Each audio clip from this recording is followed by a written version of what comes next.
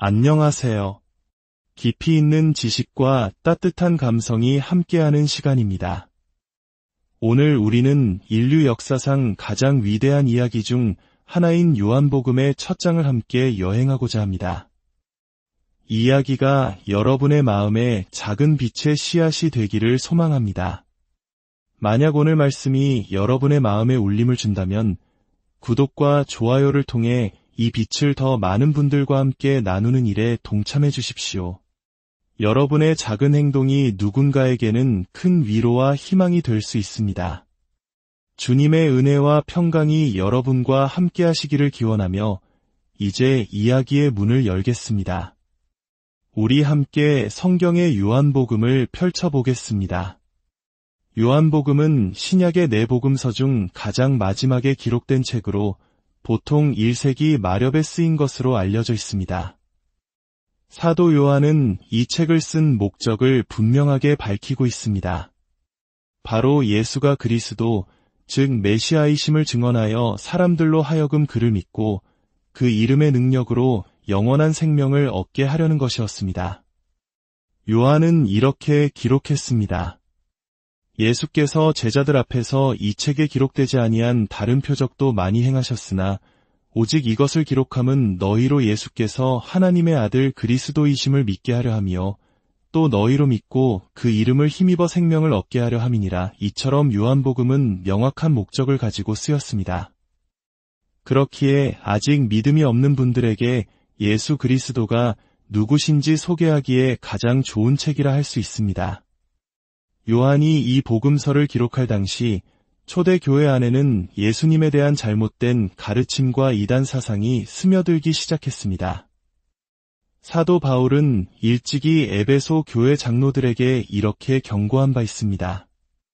내가 떠난 후에 사나운 이리가 여러분에게 들어와서 그 양떼를 아끼지 아니하며 또한 여러분 중에서도 제자들을 끌어 자기를 따르게 하려고 어그러진 말을 하는 사람들이 일어날 줄을 내가 아노라. 바울의 예언대로 그의 사후교회는 여러 이단 사상으로 인해 큰 혼란을 겪었습니다. 그중 가장 대표적인 것이 영지주의였습니다.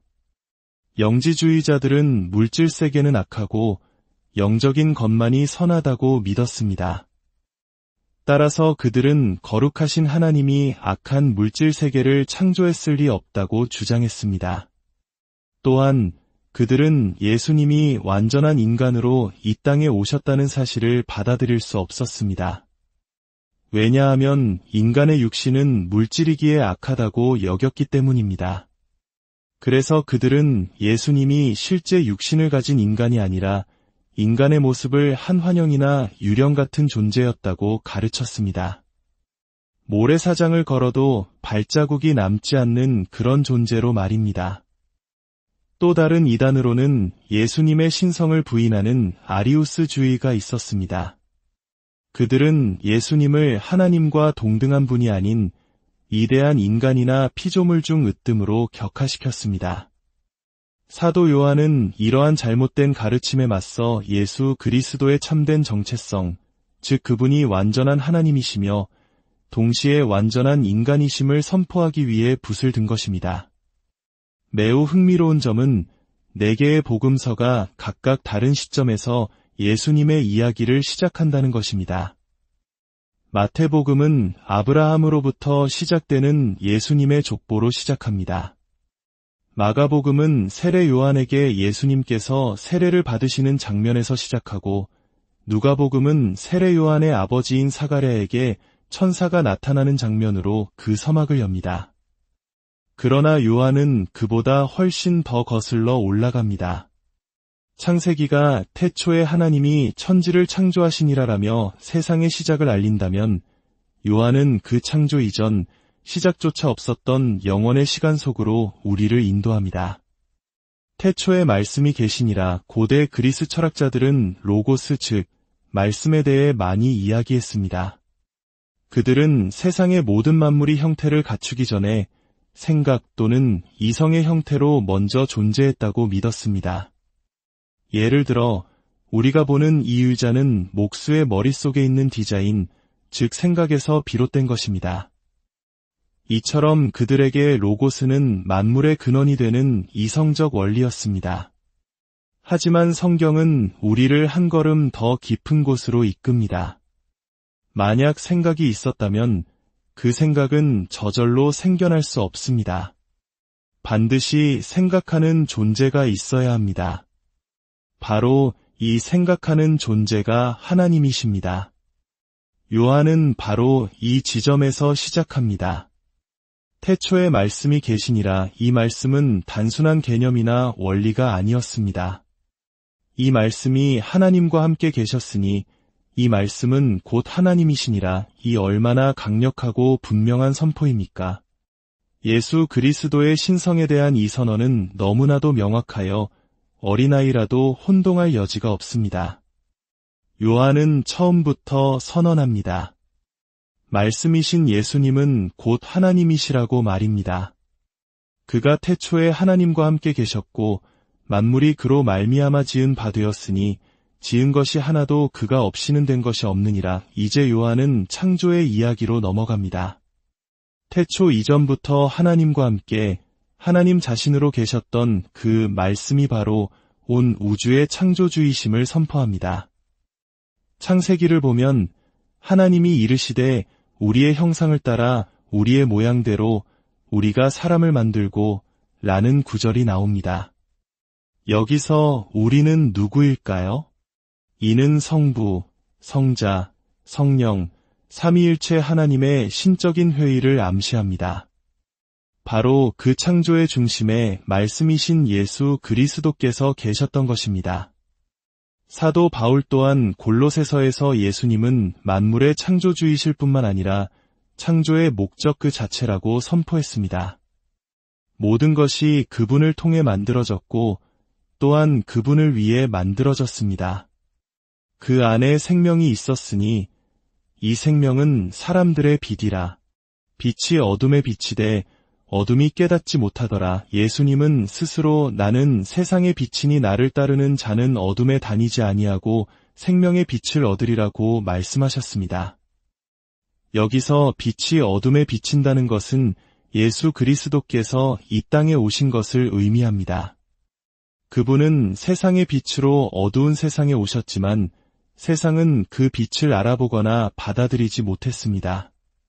그때 하나님께서 보내신 한 사람이 있었습니다. 그의 이름은 요한이었습니다. 그는 빛에 대하여 증언하러 왔습니다. 모든 사람이 자신을 통해 그 빛을 믿게 하려는 것이었습니다. 물론 세례 요한 자신이 빛은 아니었습니다. 그는 오직 그 빛에 대해 증언하기 위해 보내심을 받은 자였습니다. 그 빛은 바로 참빛, 세상에 와서 각 사람에게 비추는 빛이었습니다. 그가 세상에 계셨으며 세상은 그로 말미암아 지은 바 되었으되 세상이 그를 알지 못하였고 이 놀라운 역설을 한번 생각해 보십시오. 온 세상을 만드신 창조주께서 자신이 만드신 세상에 오셨지만 세상은 그를 알아보지 못했습니다. 어쩌면 세상의 피조물들은 그분을 알아보았는지도 모릅니다.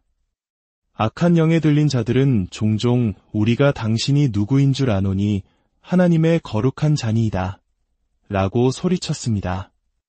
성난 바람과 파도도 그분이 누구신지 알았습니다. 예수님께서 잠잠하라, 고요하라, 명하시자 그들은 즉시 순종했습니다. 길가의 돌들도 그분을 알았을 것입니다. 예수님께서 예루살렘에 입성하실 때 바리새인들이 제자들을 꾸짖으라고 하자 예수님께서는 이 사람들이 침묵하면 돌들이 소리 지르리라고 말씀하셨습니다. 하지만 오직 어두워진 인간의 마음만이 그분을 알아보지 못했습니다. 한 걸음 더 나아가 자기 땅에 오매 자기 백성이 영접하지 아니하였으나 예수님은 약속된 메시아로서 자신의 백성 이스라엘에게 오셨습니다. 그러나 그들은 가이사 외에는 우리에게 왕이 없나이다 라고 외치며 그분을 거부했습니다. 이사야 선지자의 예언처럼 그는 멸시를 받아 사람들에게 버림받았습니다. 하지만 여기에 영광스럽고 기쁜 소식이 있습니다. 영접하는 자, 곧 그 이름을 믿는 자들에게는 하나님의 자녀가 되는 권세를 주셨으니 이것은 혈통으로나 육정으로나 사람의 뜻으로 나지 아니하고 오직 하나님께로부터 난 자들입니다.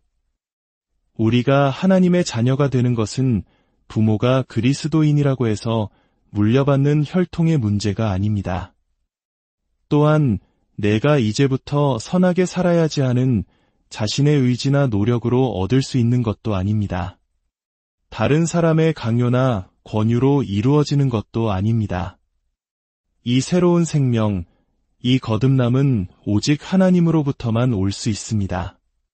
우리는 모두 혈과 육, 그리고 사람의 뜻으로 한번 태어났습니다. 그것이 우리의 육적인 출생입니다. 그러나 우리의 영적인 탄생은 오직 하나님으로부터 하나님의 영으로 다시 태어나는 것입니다. 그리고 마침내 요한복음 한 장의 가장 위대하고 장엄한 선언이 울려 퍼집니다.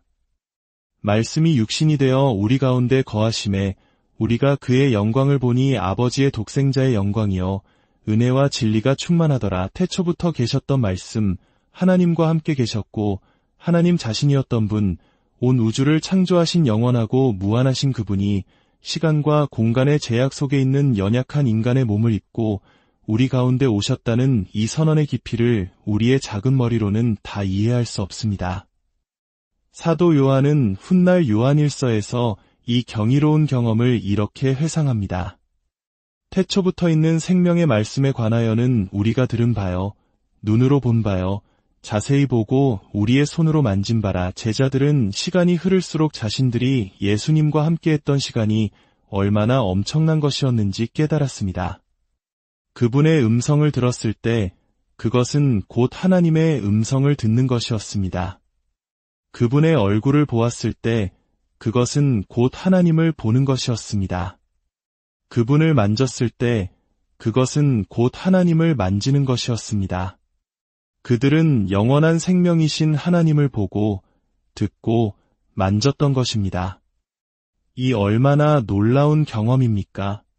예수님은 왜 인간의 몸을 입고 이 땅에 오셔야만 했을까요? 그것은 하나님에 대해 너무나도 잘못된 생각들을 가지고 있는 우리 인간에게 하나님의 참모습을 보여주시기 위함이었습니다. 사람들은 하나님을 분노와 심판, 번개와 천둥의 하나님으로 오해합니다. 늘 무언가를 금지하고 우리를 지옥에 보내려 하시는 무서운 분으로 생각합니다. 하지만 그것은 진리가 아닙니다. 성경은 하나님께서 아무도 멸망하지 아니하고 다 회개하기에 이르기를 원하시느니라고 말씀합니다. 하나님은 악인이 죽는 것을 기뻐하지 않으십니다. 예수님께서 예루살렘 성을 보시며 우셨던 것을 기억하십니까? 예루살렘아, 예루살렘아, 암탉이 그 새끼를 날개 아래에 모음같이 내가 내 자녀를 모으려 한 일이 몇 번이더냐. 그러나 너희가 원하지 아니하였도다. 그 눈물 속에 바로 우리를 향한 하나님의 애끓는 마음이 담겨 있습니다. 여기 한 이야기가 있습니다. 어느 신문사 발행인이 있었습니다. 그는 스스로를 불가지론자, 즉 신의 존재를 알 수 없다고 믿는 사람이라고 말했습니다. 그의 아내는 독실한 크리스천이었고 해마다 크리스마스 이브가 되면 아이들과 함께 교회에 갔습니다. 그도 가족과 함께하기 위해 매년 교회에 따라 나서곤 했습니다. 하지만 어느 해 크리스마스, 그는 더 이상 위선적인 행동을 할 수 없다고 선언했습니다. 나는 성육신을 믿지 않아. 하나님이 굳이 인간의 몸으로 와야 할 이유를 모르겠어. 그러니 더는 위선자처럼 교회에 가지 않겠소. 아내의 간곡한 설득에도 그의 결심은 확고했습니다. 눈보라가 몰아치는 크리스마스 이브, 그는 가족들이 교회로 떠나는 것을 본 뒤 벽난로 옆에 앉아 책을 읽기 시작했습니다. 얼마 지나지 않아 작은 새 한 마리가 창문에 부딪히기 시작했습니다. 집안의 따뜻한 불빛에 이끌린 새는 눈보라를 피해 안으로 들어오려고 필사적으로 창문을 쪼아댔습니다. 남자는 처음에는 무시했지만 새는 계속해서 유리창에 몸을 부딪혔고 머리에서 피가 나기 시작했습니다. 마음이 쓰인 그는 헛간으로 가서 문을 활짝 열고 불을 켰습니다. 새가 헛간의 불빛을 보고 그곳으로 날아가 쉬기를 바랐던 것입니다. 하지만 그가 집에 돌아와 보니 새는 여전히 창문에 부딪히고 있었습니다. 그는 새에게 헛간으로 가는 길을 알려주려고 손짓하며 새를 몰아보려 했습니다. 하지만 그가 다가갈수록 새는 더욱 겁에 질려 미친 듯이 유리창으로 돌진했습니다. 안타까운 마음에 그는 새에게 소리쳤습니다. 이 바보 같은 새야. 나는 널 해치려는 게 아니야. 널 도와주려는 거라고. 내가 내 친구라는 걸 왜 몰라주니? 그 순간 그의 머릿속에 한 생각이 섬광처럼 스쳐 지나갔습니다. 아, 내가 잠시라도 새가 될 수 있다면, 그래서 저 작은 생명체에게 내가 적이 아니라 친구라는 것을 알려줄 수만 있다면 그 순간 그는 모든 것을 깨달았습니다. 하나님께서 인간이 되신 이유, 그것은 하나님을 너무나도 오해하고 두려워하는 인간에게 하나님은 우리를 미워하거나 해치려는 분이 아니라 우리를 사랑하고 돕기 원하시는 분이라는 사실을 알려주기 위함이었습니다. 그는 즉시 외투를 걸치고 교회를 향해 달려갔습니다.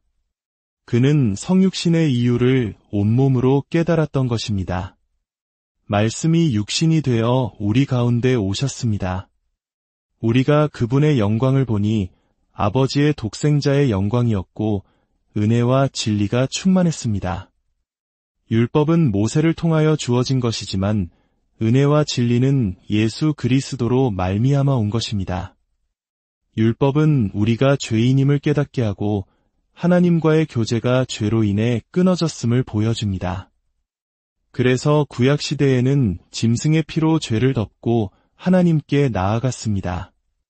하지만 그것은 일시적인 방편에 불과했습니다. 그러나 이제 예수 그리스도를 통해 새로운 길이 열렸습니다. 율법이 아닌 은혜로, 제사가 아닌 진리로 하나님께 나아가는 길입니다. 예수 그리스도 자신이 세상 죄를 지고 가는 하나님의 어린 양이 되어 우리의 죄를 완전히 없애시고 하나님과 우리 사이에 끊어진 다리를 영원히 이어주셨습니다. 본래 하나님을 본 사람은 아무도 없습니다.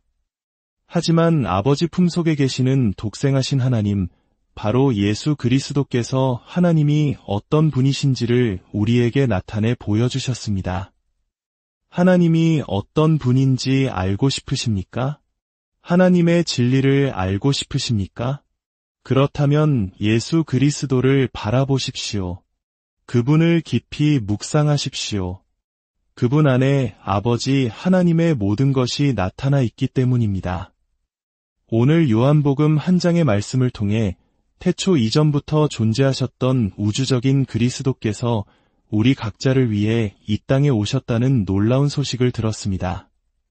그분은 창조주이시지만 피조물에게 거절당하셨고 왕이시지만 자기 백성에게 영접받지 못하셨습니다.